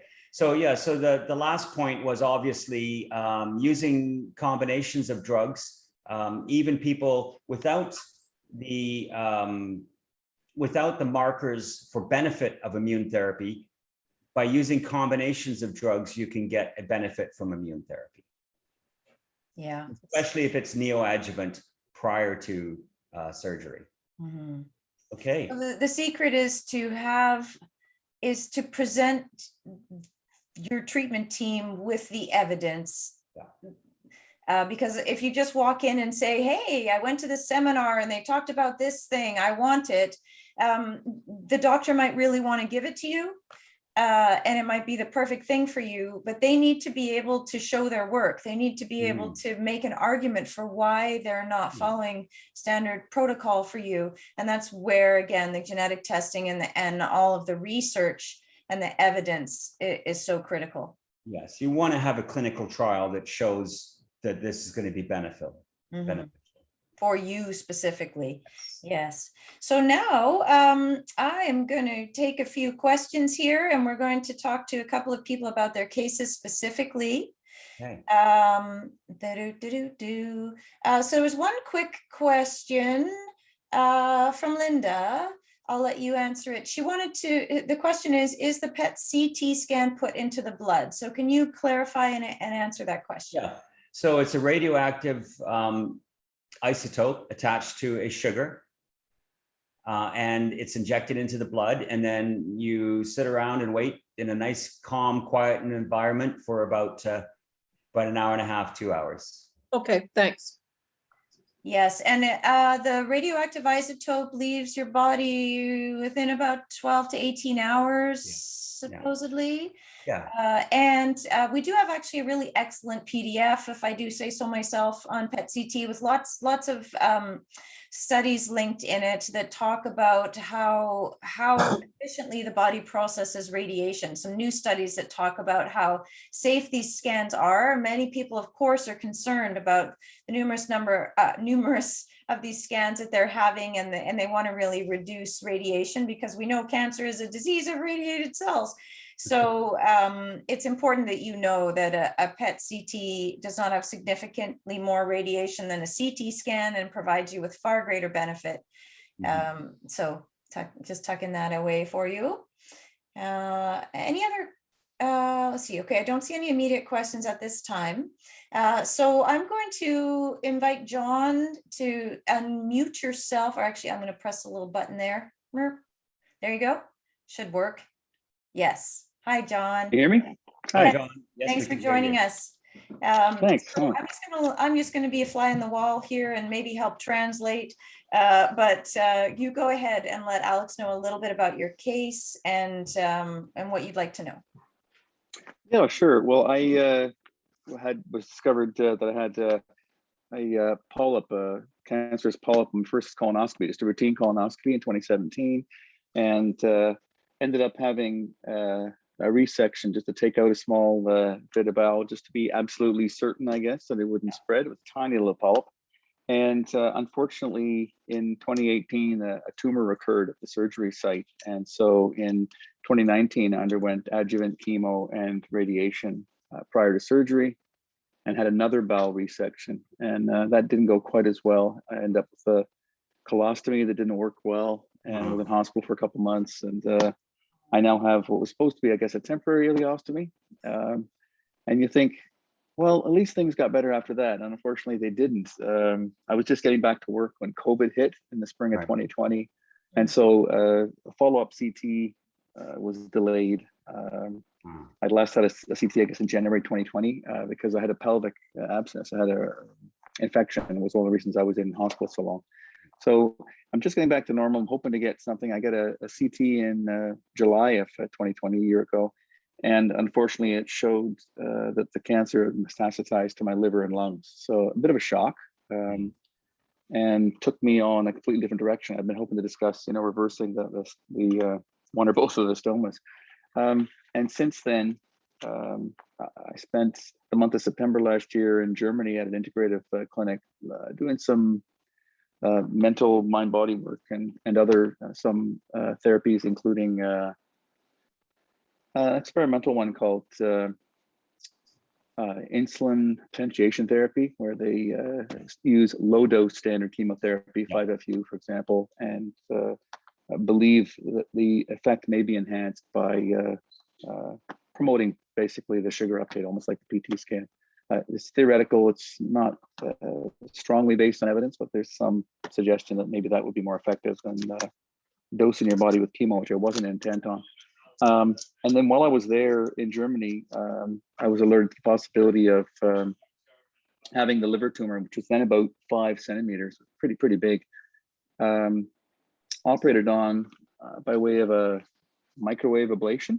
And that's something I guess I want to ask about, because it seems to me that that's a non-invasive or minimally invasive way of dealing with something. In my case, I'm not a candidate for surgery. At least that's what I understood from the surgeon when he called with the news about the metastases. I can't say how effective that was, because the next CT scan I had about a year ago showed the tumor slightly larger, but one of the effects of an ablation is the tumor flare. In other words, much like you described the immune therapy response, you'll get a reaction in the tumor, and that sometimes or often will show as the tumor being slightly larger. And I've never had a PET scan. I've just had CT scan images, and even the radiologists, I think, covering their butt is saying on that October a year ago CT scan, it would be impossible to be more determinative about what's going on there. It could be necrotic tissue or whatever, without something like an MRI, which I'm not sure how much more helpful that would be. My question, I guess one of my questions, is about the utility of a PET scan to know if I'm looking at something else elsewhere in my body. And I was concerned, although they have a standard way of dealing with things, but I was concerned about the rising CEA levels. And that's what happened when I had my CEA level. I asked my family doctor to run that in November. And I was doing a bunch of other things that I consider helpful, if not, every little bit counts. Mind body work, meditation, stress reduction, diet, exercise, paying attention to those things, at least getting lots of sleep, doing things that I thought would put me in better shape if I had to do chemo. I wasn't keen on doing chemotherapy, but I did have genetic testing done. Well, they had done testing on the tumor while I was in Germany. So when I came back in October last year, the oncologist said, look, here's what we're recommending. And it was basically FOLFIRI with panitumumab. Right. So that's when I got the CA results, and they were off the charts again, normal levels 5 or whatever. I knew it would be high, but it had been in the low hundreds in Germany, and it was double that in November. So going from nothing in January of 2020 to a 4 centimeter tumor in your liver and spots in my lungs in July, the indication was I've got some kind of aggressive tumor. Thankfully, when I heard about the tumor testing, they said I'm negative KRAS, negative NRAS, negative BRAF. So those things are available. So I started right away on the panitumumab and the other 3. And that went okay until March, when I had a heart attack that was caused by the 5-FU. So that was unfortunate. Yeah, the good news is I got a free angiogram and I have no coronary artery disease. But they had to stop the 5-FU, obviously. I was glad that they didn't try to wingle it in the backyard or back door and say, well, we'll try it with some calcium channel blockers or beta blockers or something. they did put me on those because they don't exactly know the mechanism of action of why the heart attack's caused. Yeah, they just know that it happens. Yeah. So basically, and after that, I had a bowel obstruction in May, which is caused by anti-motility drugs because one of the reactions to the irinotecan is diarrhea. Right. And even with an ileostomy, that's not great. You can get dehydrated. So I went off chemo for the summer as planned. I took a planned chemo break, and the tumor was actually smaller. It was below 3 centimeters, more like 2 centimeters. So I was thinking things are going well, In your liver? In the liver, yeah. And I was really quite pleased with that, It went from 5 down to 3? Yeah, it was reacting well. And this is, by this time, following March, I didn't have any 5-FU or leucovorin after March because of the, so I was on panitumumab and the irinotecan alone. Right. Yeah. And I'd been thinking, wow, this positive response was due to the 5-FU, the combination of all three, whatever it was, all four of them. But it does seem there was some ongoing effect of just the irinotecan and the panitumumab. Totally, yeah. So basically, what happened was I went back and had a recent one. Sorry, I had a recent one, and unfortunately, the tumor was back over 5 centimeters, and the lung spots are doubled in size. Not unusual, I guess, with going off chemo. But I guess I'm looking at some of these other things and going, okay, I take a baby aspirin every day because of that was the cardio. That has nothing to do with the, and I take statins.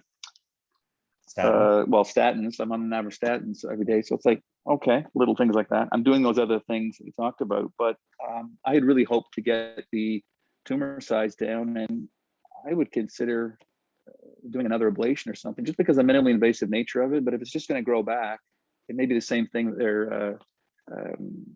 Same reason the surgeon doesn't want to do surgery. Mm-hmm. It make, so I guess I'm on a one-way road here. I'd like to make it as long a road as possible, I guess. I'm in a pretty good mental space, but it's not where I want it to be. I'd kind of hope to be, you don't get rid of metastatic tumors. Even the doctor in Germany is like, look, standard care, even precision oncology doesn't normally, you live with cancer for the rest of your life. You don't normally eliminate large solid tumors in your organs. That's just not where we are medically. So you've given me a ton of information. I apologize. I don't have a photographic memory. But sorry. Just to double back, I've got a bunch of questions. So after your initial diagnosis, and when you first had your polyp removed, did they not give you a full body scan? Yeah, I had nothing after that. And the other thing, I mean, it's all woulda, coulda, shoulda. And I'm not, I should mention, I'm actually, until I've been off on medical leave, I'm a lawyer. So I think the surgeon who did the resection was quite freaked out because he realized that when the tumor recurred, the anastomosis, that I'd never been sent for a referral for chemo. And the initial biopsy results did show the margins weren't clear, less than a 0.1 centimeter, like millimeters away. There was basically what they call a tumor deposit. So it was likely that it spread right from there. And who knows, adjuvant chemo is about 50-50. So who knows if that would have prevented it from spreading, but it would have been nice to at least get. You definitely should have had a PET after that, because then they could have at least dealt with it and treated it and realized that you had this thing growing that was probably missed. So there's a bunch of different liver targeted therapies. Sloan Kettering has a great one for larger tumors. And it's just where they basically put a tap into your liver and they filter sometimes heated chemo or a different combination of chemo drugs at a very high concentration. It's very expensive, but it does work quite well. Now there's also something called yttrium Y90, which is little glass microspheres. All right. Is it only works well for smaller tumors. It doesn't work for larger tumors. They don't typically like to do it in tumors larger than 2 centimeters. It was done quite a bit here in BC for a while, and I don't know why, but they're not really doing it anymore. I think they may be doing it in Kamloops, but they're not doing a lot of it right now that I see. We had a patient just recently go to the States for it. Her tumors were fairly large and they still did it. They still did yttrium Y90 for her, even though she had 3-4 centimeter tumors. So I think the battle is always fought in the liver. The liver is an environment of high stem cells and it's regenerative. And that's why cancer cells do really well there. The lung tumors are not such a concern. They can respond pretty well to targeted radiation. I would really like to, number one, see your genetics. I'm against insulin potentiation therapy. I don't think that's a good idea at all. Cancer cells love insulin. And, the data has really been kind of poor on that. Yeah. I think what we discussed today, I think there's 3 great potential combinations for you should you not have any targeted options.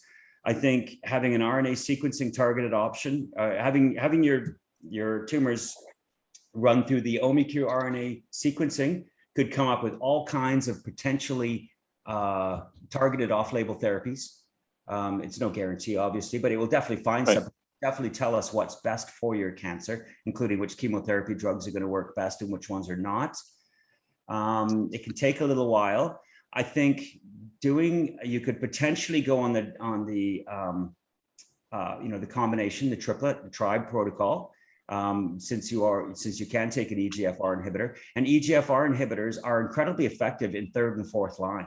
So I'm not at least a bit surprised to hear that irinotecan and was it panitumumab you took or cetuximab? Panitumumab, yeah. Panitumumab, yeah. I'm not at all surprised to hear that shrunk your tumor. Are you still on those drugs? I am now. I just gone back I'm on cycle 5, so I basically restarted chemo for the second time. Did they stop those drugs for some reason, or? No, I took a chemo break. It was a planned chemo break. I was planning to travel actually to BC over the summer. I was gone for a couple months, so the oncologist was happy to stop. I didn't have, except for the heart attack, I didn't have any side effects. Didn't even really lose my hair this time. One treatment and the hair fell out, so it's a little different. But, so definitely, I would want to look at your genetics. Now, sorry, is it a right or left-sided tumor?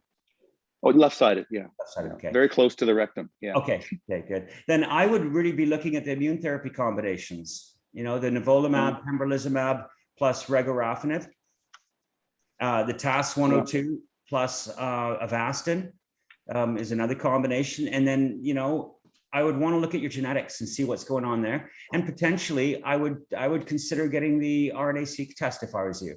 I mean, you look fairly healthy. If you want to still fight this and keep going, it could open the door to a bunch of different treatment options. So you may have an EGFR mutation, who knows what you've got. Yeah, that would be something. I am actually, the thing that sort of threw me for a loop when I got the CT scan in August was how well I've been doing. I mean, when I was out in BC, I actually went, my brother's a bit of a health nut. He's a double lung transplant recipient. He's 10 years out, and he, tries to keep himself in good shape. Wow. He took me and my sister and my daughter on a 40-kilometer bike ride, and I was able to keep up. I was tired by the end of it, but I'm still physically okay. I'm not in pain. Okay. I had the heart attack, but I'm doing okay, and I kind of like to do this. I play hockey once or twice a week still. Wonderful. I'm getting fatigued, but yeah. So I'm interested. I guess I'm just looking at cost and things like that. You're saying it runs between up to $5,000 and $30,000 to get the DNA sequencing, the tumor and the RNA, or is that though? Don't you? Yeah, I have the basic stuff. Yeah, I have some. That they know that they test for. I think it's the common, the most common stuff. I mean, this is the problem with the standard care is it's basically very limited. But I think they tested for a bunch of different things. I haven't got it. Yeah. I'll follow up with you, John. Yeah. And answer. Sounds like you need a follow-up conversation. Yeah. Certainly. I mean, Alex can just have a look at what's already there. And that's, I guess, what he's saying is he wants to have a look at those genetics so we can see if there's any more data he can pull out, because they're often 90+% of the time there are more options that can be identified there. And then if not, he'll know whether you need more tumor DNA sequencing, and then also we can talk about the RNA. Yeah, I'd definitely be looking at the RNA sequencing if I was you. And it's a cheap test. It takes a little while, but it's a really cheap test. Mm-hmm. And is there a problem with me being, I'm on the other side of the country. I'm in Halifax, actually. No, it doesn't matter. Not a problem. Okay. We have patients all over the world. Yeah. Well, thanks. I appreciate your time. The beauty of the virtual world, for sure. Yeah. And I just want to say you've done so many things right. Yeah, you have. Yes. Like you've been very proactive. You may not feel like it for how things are progressing right now, but really, and even in just taking yourself away and doing the self-care and the stress reduction, totally. That is such a huge piece of how this disease goes for people. So good for you. Yeah. Yeah, thank you. Hang Yeah. in there. Thanks very much. Thank you. And I'm glad you found this beneficial. That's Yes, no, I appreciate it very much. I mean, it's a small number of us here, but I think spread the word. I think this is the precision oncology is the thing of the future. The Yeah. POG thing, my naturopath put me onto the David Suzuki special in Nature things Right, about yeah. the POG thing and the whole idea of precision oncology, which I'd never heard of.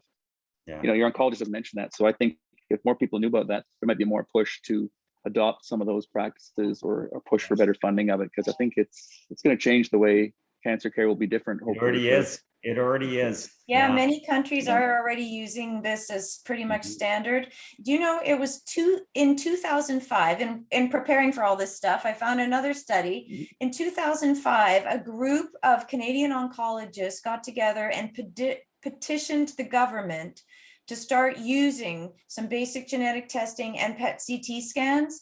That's 2005. That's how long ago some doctors were already on it and wanting this, and it's still not a thing. Like, 15 years later. So, and unfortunately, public healthcare oncologists really aren't permitted to recommend things they can't provide. So they can't, even if they want to tell you, hey, you can go get this test, or these folks can, they really can't tell you. So unfortunately, it's up to folks like you doing their research and, just continuing to seek answers. Well, ironically, a lot of our patients are doctors and oncologists. So Yeah. Yeah. I think their minds are probably more open when they become patients than when they were Yes, doctors they are, sometimes yeah. about. Definitely. Yeah, and they want the best for themselves, for sure. Yeah. Okay. Thanks for your question. Thank you very much. Thanks. All right. Let's see here. Let me go. What have we got here? Oh, it looks like I see a hand raised. Yes. Hi there. Hello? Yeah. Hello? I don't know how. Do I know how to get in there? Can you hear me? Yes, we can hear you, Edith. Can you hear? Hi. Okay. Okay. Well, I think we're going to need a follow-up conversation too, or By all call. means. Now, I was talking to you with my daughter, Tomi. We Yes. talked to you the other day, right? Yes. Now, she couldn't make it today, but she starts her chemo on Tuesday. Right. Now, we were wanting to do that liquid biopsy, Okay. but could we probably should get this genetic testing done before we do that? Yes, you need to, we need to, I mean, unless there's been some sort of genetic testing already done, we would need to know what mutations to look for that we're tracking. Okay. So I yeah, think we do need that. she did send the one. I think the oncologist had sent the one, Okay, but so you had Kate- recommended also the REN, wasn't the REN? Sorry? The RNA testing. Yeah, RNA testing. Right. Okay, Yes. we haven't done that, so we should, I'll get her to give you a call and get that started, or to That get sounds that great. in the work. That Yes. sounds great. Okay, I'll I'm follow sure up. there's All a right. lot we can offer for her. Hmm. okay, and then from there we go to the liquid biopsy. Yes, then we can do it. we'll get a test done right away so that we at least have a sample Mhm. now. And we use these, well, Alex can tell you, some very special test tubes that are specifically made for maintaining the DNA, and the sample can stay healthy and viable for quite some time. Okay, Did you want to say Okay, that so more we- technically, Alex? You want to use technical speak? Yeah. I- So it's an incredible new technology. What it does is it preserves the tumor DNA and prevents the other cells from lysing in the blood sample. So it puts like a little bubble around all the other cells and then allows us to isolate only the tumor DNA and the exosomes. So it's great technology. Yeah. good Lord. Yeah. All right. Quick Okay, question. so we should get that. Okay, so we should be on getting that blood test done even right now before the DNA or I'll before have to the look at, test. I'll have to look at the actual medical records and see if she has Okay. any mutations identified yet, and then we can take it from there. And Okay, go from there. Should we talk Monday? I'm sure we can. Yes, I haven't checked my schedule, but I'm sure we could. Yes. I'll send you an email later Yeah. today, Edith, and then we'll get you a follow-up chat with Alex. That sounds good. And I'll get Tomi on that, and then she'll know what to get from her oncologist. Great. Sounds good. right? Or how to Sounds set you good. up to go with it. Very Yeah. good. Thank you very much. Oh, you're welcome. Thanks for Okay. joining us. Linda, I got, go I got and one then- question, like, where do you go for your testing and where does it get sent? Like, I'm learning, Yeah, again,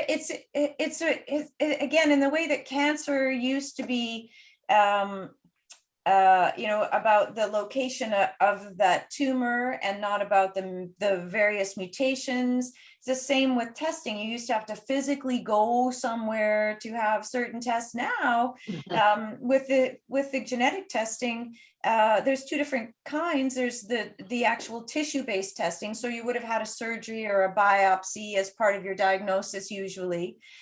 We just get you to give us a sign a release form that gives us access to that tissue.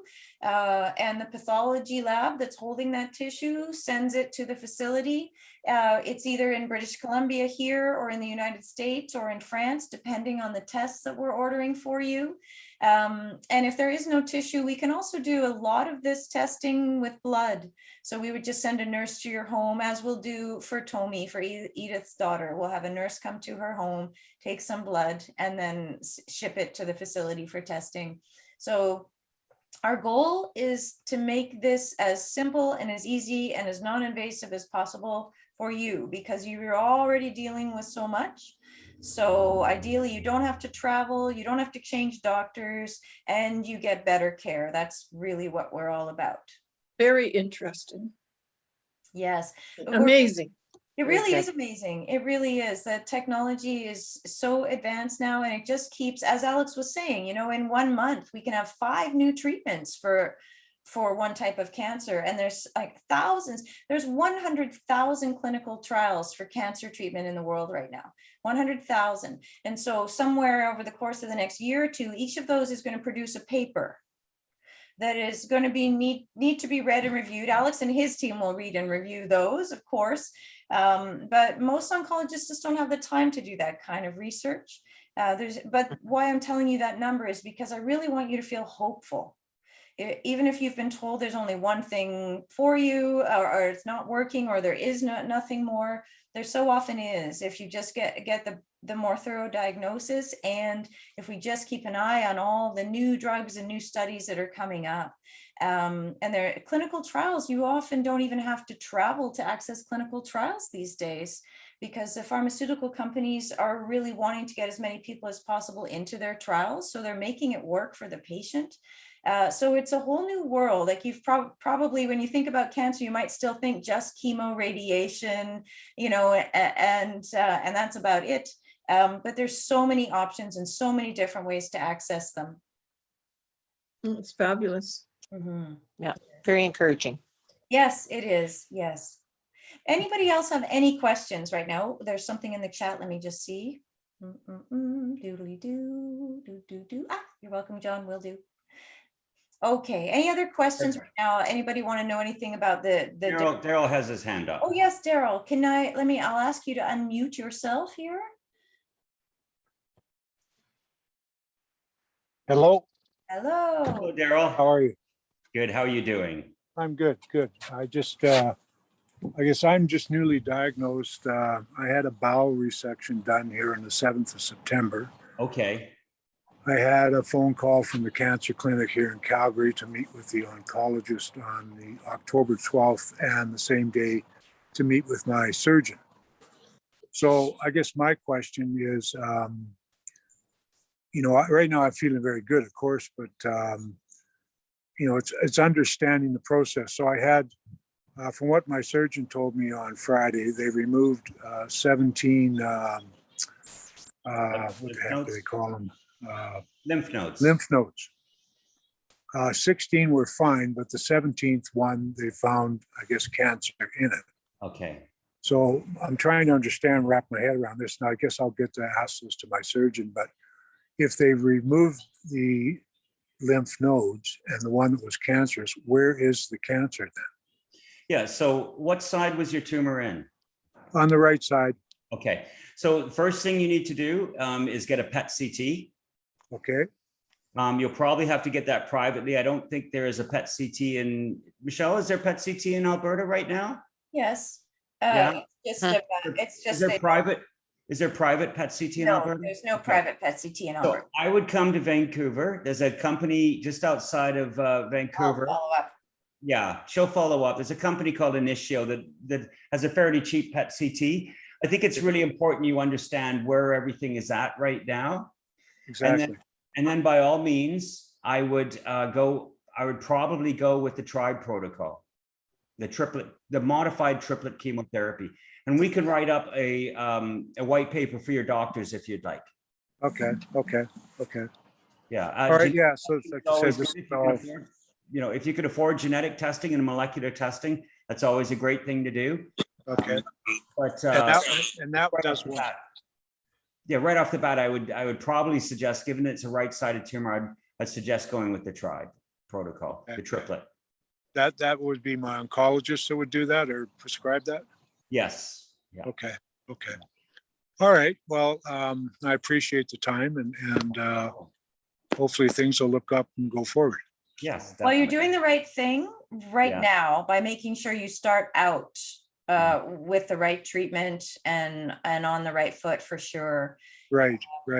I mean, I am following like my recovery diet now, but I do see a lot of value in nutrition.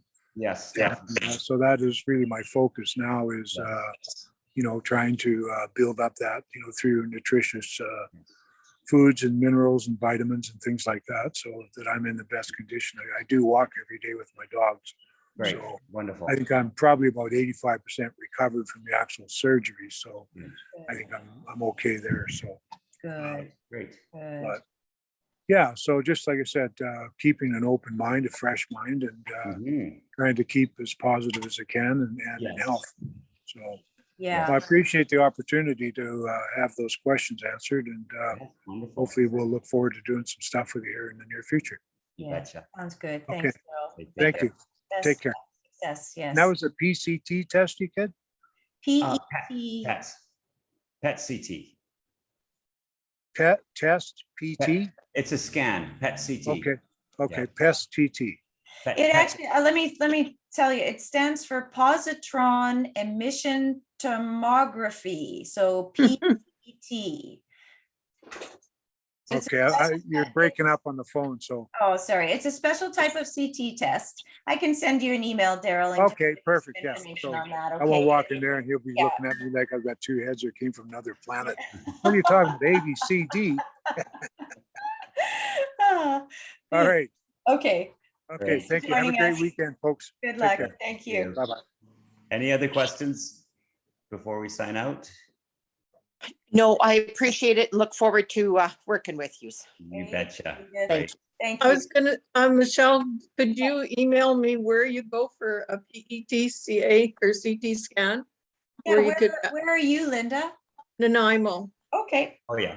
I was thinking for my husband, I'm going to, can this is, it's recorded so I can replay it for him, right? Absolutely. So Yes, this will he give him has some real positive goals instead of just starting treatment again.